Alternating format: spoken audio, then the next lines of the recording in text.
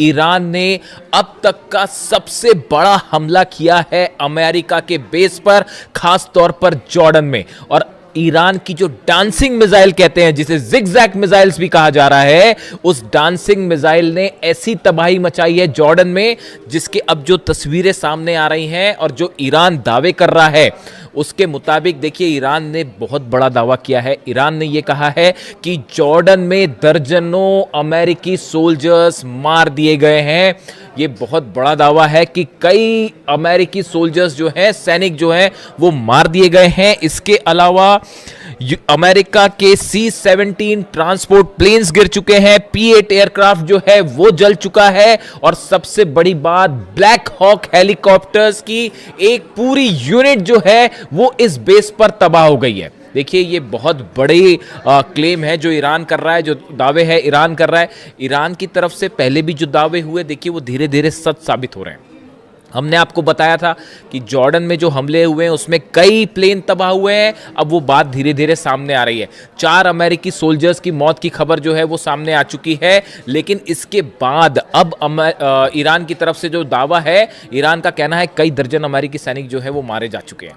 लेकिन अब देखिए इसमें बड़ा सवाल ये है कि आखिर ये हमले जॉर्डन पर कैसे हुए और कैसे ईरान के मिसाइल्स ने जॉर्डन के बेसिस पर जो है वो इतना सटीक निशाना साधा कि वहां हाहाकार की स्थिति है। देखिए मुवफ़्फ़क़ अल सॉल्टी बेस जो है पूरी तरह से तबाह है, बताया जा रहा है। यहां पर जबरदस्त हमले हुए। Prince Hassan airbase, king Faisal airbase, ये जॉर्डन के वो बेसेस हैं जहां बड़ी संख्या में अमेरिकन जो थे सोल्जर्स मौजूद थे। अब देखिए हुआ क्या, ये कैसे जॉर्डन में इतना बड़ा नुकसान जो हुआ है अमेरिका को, जिसके दावे हो रहे हैं, ये कैसे हुआ, और ईरान की डांसिंग मिसाइल का क्या रोल है इसमें। अमेरिका के तमाम अखबार, मीडिया आप उठा के देख लीजिए, वो इन खबरों से भरे पड़े हैं कि ईरान की डांसिंग मिसाइल, जिगजैग मिसाइल, जो अपना रास्ता बदल लेती है। देखिए ईरान की तरफ से मिसाइल दागी गई जॉर्डन के इस तमाम बेसिस पर। हुआ ये कि अमेरिका के पेट्रियट सिस्टम ने, थाट सिस्टम ने इन्हें रोकने की कोशिश की। लेकिन जो खबरें आ रही हैं उसके मुताबिक ईरान की ये मिसाइल्स जो हैं ये जिगजैग रूट अपना रही हैं, यानी कि अपना रास्ता बदल दे रही हैं। इसीलिए इसे डांसिंग मिसाइल भी कहा जा रहा है। और अमेरिका का ये कहना है, अमेरिकी मीडिया का कहना है, साहब मैं खुद नहीं बता रहा अपनी बात, अमेरिकी मीडिया जो दावे कर रहा है, आप उठा के देख लीजिए जितने अखबार हैं अमेरिका के, कि ये जिगजैग मिसाइल और ईरान की डांसिंग मिसाइल को रोकने में पेट्रियट और थार्ड पूरी तरह से नाकाम हुआ। और इन मिसाइल्स की स्पीड इतनी ज़्यादा थी कि इसे रोकना असंभव था। नतीजा ये हुआ कि बहुत बड़ा नुकसान हुआ है और अब अमेरिका ने इसे स्वीकार करना भी शुरू कर दिया है। और कितनी कैजुअलिटी हुई है ये अभी आने वाले वक्त में पता चलेगा। और ये भी कहा जा रहा है कि बदला लेने के लिए अमेरिका आज की रात बहुत बड़ा हमला कर सकता है। इस तरह की सूत्रों के हवाले से खबर है। अब देखिए एग्जैक्टली हुआ क्या। हुआ ये कि अमेरिका के जो फॉरवर्ड बेसिस में से शामिल हैं कुवैत और बहरीन, ये दोनों जगह से अमेरिका के फाइटर जेट्स टेक ऑफ कर रहे थे ईरान पर हमला करने के लिए, जो अभी दूसरे दौर के हमले शुरू हुए इस पर। लेकिन नतीजा क्या हुआ, ईरान की तरफ से अली अल सलीम बेस जो है कुवैत में, वहां पर पेट्रियट सिस्टम तबाह कर दिया गया। $1.5 बिलियन का नुकसान हो गया। एयर सर्विलांस जो राडार था वो तबाह कर दिए गए। ऐसे ही हाल जो है बहरीन में था, शेख ईसा एयरबेस में पेट्रियट सिस्टम तबाह हो गया, वो भी $1.5 बिलियन का था। सवाल ये था कि अब ये हमले जो है, जब ये फॉरवर्ड बेसिस पर नहीं रोके जा रहे थे, तो यहां मौजूद जितने F-35 जेट्स थे, F-18 जेट्स यहां पे खड़े हुए थे बहरीन में और कुवैत में, इन सब पर खतरा मंडरा रहा था। इनसे बचने के लिए C-17, P-8 और ये जितने F-35, F-18 जेट्स थे, इनको हटा के जॉर्डन ले जाया गया। इनको हटा के जॉर्डन ले जाया गया। जॉर्डन से ईरान की दूरी ज़्यादा है बजाय कुवैत के और बहरीन के। तो इन हालात में इनको जॉर्डन ले जाया गया।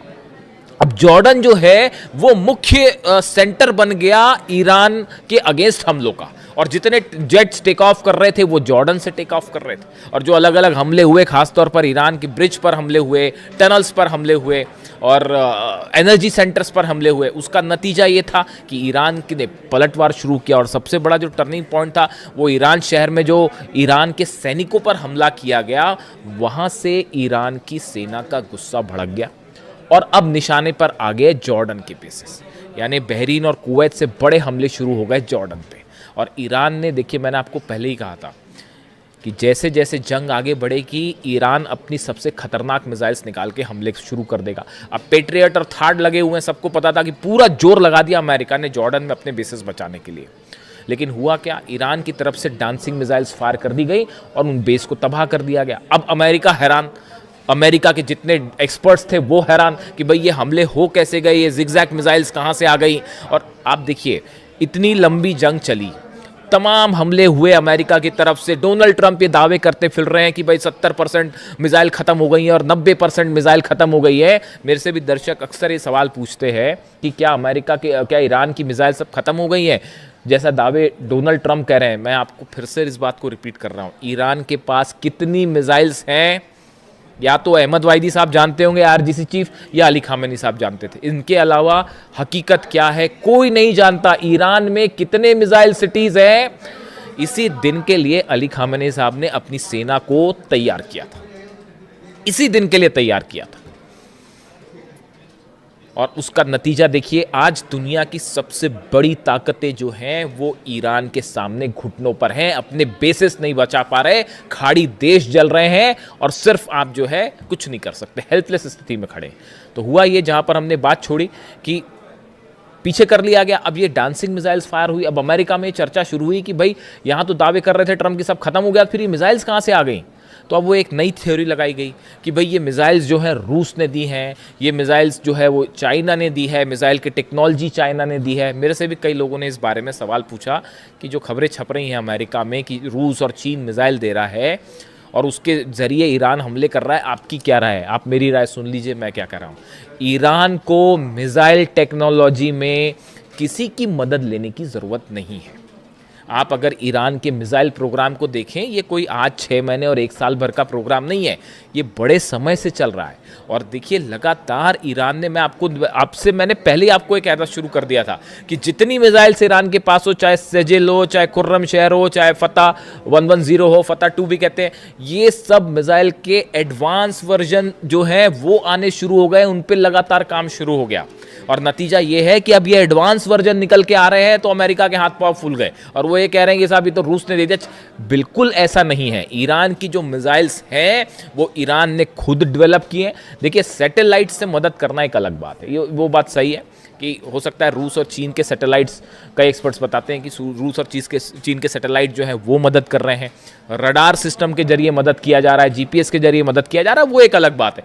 लेकिन ये जो मिसाइल टेक्नोलॉजी और स्पीड, इस पर लगातार ईरान काम कर रहा है और सेल्फ रिलायंट है, किसी की ज़रूरत नहीं है ईरान को मिसाइल के मामले में। तो इन खबरों का मेरे हिसाब से कोई बड़ा आधार नहीं है कि ये मिसाइल्स पुतिन ने दे दी हैं या चीन ने दे दी हैं, ऐसा कुछ नहीं है। देखिए आप रडार्स दे सकते हैं, सैटेलाइट से नेविगेशन में मदद कर सकते हैं, वहाँ तक एक बात अलग है।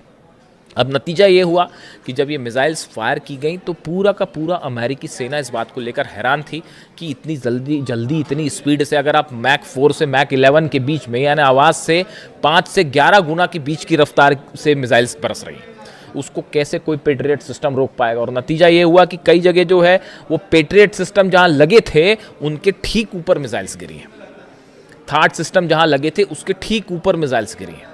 और इसीलिए जंग का जो मुख्य केंद्र है वो अचानक से जॉर्डन हो गया। मतलब ऐसा लग रहा है कि ईरान और जॉर्डन की लड़ाई चल रही है।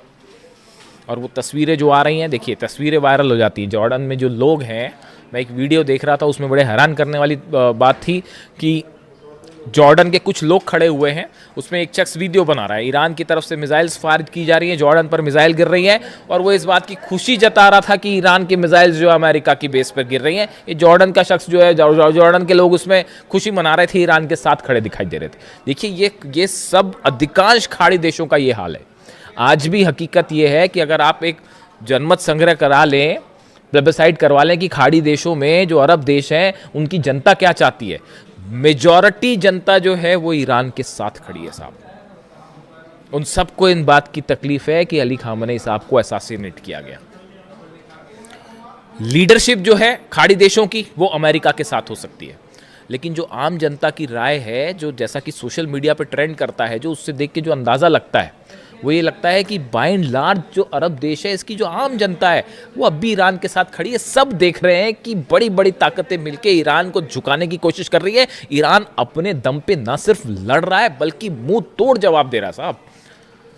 तो हकीकत यह है कि जॉर्डन जो है वो और देखिए ब्लैक हॉक यूनिट को लेकर बड़ी जो जहाँ पर देखिए जो डिस्ट्रक्शन हुआ है, जो ईरान की तरफ से दावे आए, बड़े स्पेसिफिक दावे हैं वो। एक तो ईरान की तरफ से कहा गया है, Islamic revolutionary guard corps says it launched ballistic missile at US C-17 transport plane and P-8 aircraft at Aqaba airport in Jordan, claiming several were heavily damaged. कई डैमेज हो गए, ये एक क्लेम था। दूसरा क्लेम आया कि जो ब्लैक हॉक हेलीकॉप्टर्स हैं अमेरिका के, जो कई जगह ऑपरेशन में इस्तेमाल होते हैं, खासतौर पर मिलिट्री ऑपरेशन में। अब ये भी बड़ी गौर करने की बात है। मैं कल सुबह आपको एक बड़ा खुलासा करूंगा, कल सुबह कोशिश करूंगा जल्दी वीडियो ले आऊं आपके लिए। सुबह ये खबरें आ रही हैं कि जो ब्लैक हॉक हेलीकॉप्टर्स हैं, देखिए इनका इस्तेमाल ग्राउंड ऑपरेशन के लिए बहुत ज़्यादा किया जाता है। ग्राउंड ऑपरेशन के पहले या ग्राउंड ऑपरेशन के दौरान, सोल्जर्स को नीचे उतारने पर, ग्राउंड ऑपरेशन के पहले स्ट्राइक्स करने पे, इसमें बहुत ज़्यादा इस्तेमाल होता है ब्लैक हॉक हेलीकॉप्टर्स का। जॉर्डन में बड़ी संख्या में ब्लैक हॉक हेलीकॉप्टर्स मौजूद थे, जो इस ओर इशारा कर रहे हैं कि ग्राउंड ऑपरेशन की तैयारी है। ये बात ईरान अच्छी तरह से समझ रहा है। नतीजा ये हुआ, डांसिंग मिसाइल्स ने ब्लैक हॉक का डांस करवा दिया साहब। और वो जो है बड़ी संख्या में ब्लैक हॉक हेलीकॉप्टर्स जॉर्डन के बेसिस पर तबाह हुए हैं, ऐसे दावे ईरान कर रहा है। और ये जो स्ट्राइक्स हुई हैं, इस स्ट्राइक्स के बाद अब ये माना जा रहा है, देखिए बड़ा नुकसान है, सोल्जर्स मरे हैं, बेसिस तबाह हुए हैं। पिछली बार जो जंग हुई थी, जो इस सीज फायर के पहले की जो जंग थी, उसके जो आंकड़े आए, 428 अमेरिका की अलग अलग संपत्तियां थी, प्रॉपर्टीज थी, जिसमें सब शामिल थे अलग अलग, उन सबको जला दिया गया ईरान की तरफ से। यानी आप दूसरे सरल शब्दों में कहें, अमेरिका के 428 ठिकाने ऐसे हैं, जैसे एयरपोर्ट हो गया, मिलिट्री बेस हो गया, एम्यूनिशन रखने की जगह हो गई, सोल्जर्स जहां पर रुकते हैं, बैरक्स हो गई, ऐसे करीब 428 ठिकाने अमेरिका के ईरान ने जला दिए थे। ये जो सीज फायर का खेल डोनाल्ड ट्रंप खेलते हैं, ये क्यों खेलते हैं आप बताइए? अगर जंग जीत रहे होते अब तक कब्जा कर लिया होता साहब, अंदर घुस के, जैसे इराक में किया, जैसे अफगानिस्तान में किया, बाद में फिर बाहर निकलना पड़ गया, वो एक अलग बात है। लेकिन अगर जीत रहे होते तो कहीं ये कतई बात नहीं करते डोनाल्ड ट्रंप, अमेरिका कतई बात नहीं करता। ये जो बार बार हो रहा है कि हाँ अब ईरान तैयार हो गया, अब बातचीत हो रही है, हकीकत ये है कि जब बुरी तरह से पिटते हैं तब इस तरह की बात करते हैं कि आप सीज फायर कर लो। बड़े सारे एक्सपर्ट्स की ये राय है कि अमेरिका तब सीज फायर की बात करता है या टॉक्स की बात तब करता है जब ऐसा लगता है कि हारने लगा, और एक बार फिर वही स्थिति बनने लग गई है। जितना नुकसान हुआ है, देखिए ये बात साफ है, आप एयर स्ट्राइक्स करके ईरान को नहीं दबा सकते, नहीं हरा सकते, हराने का कोई सवाल ही नहीं है। अब हॉर्मूज में 2 जहाज देखा आपने किस तरह से ठोक दिए फिर से, तो हॉर्मूज पूरी तरह से ईरान के कंट्रोल में है। और अब खाड़ी देशों में बड़े missiles, dancing missiles, zigzag missiles, जिनका इस्तेमाल हो रहा है, इसकी कोई काट किसी के पास नहीं है। और अमेरिका के plane, Black Hawk helicopters, C-17 transport plane, सब के सब आग के हवाले हैं। आज की रात भयानक हमले होने वाले, इसमें कोई शक नहीं है। ईरान भी तैयार है और देखते हैं अमेरिका की तरफ से क्या स्ट्राइक होती है। जो भी अपडेट होगा पहुंचाऊंगा आप तक। Thank you so much.